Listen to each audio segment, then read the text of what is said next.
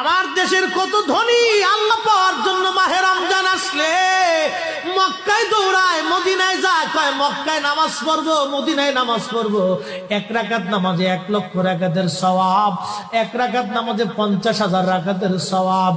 উমরা করে মক্কায় কাটায় সময় মদিনায় কাটায়, মক্কায় কোরআন খতম দিতে চায়, মদিনায় কোরআন খতম দিতে চায়।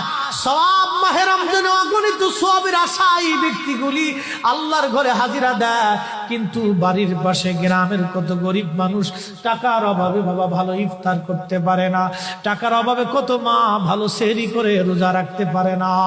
এই ধনীরা এই গরিব মানুষের ঘরে খাবার না দিয়ে আল্লাহরে পাওয়ার জন্য মক্কা মদিনায় দৌড়ায়।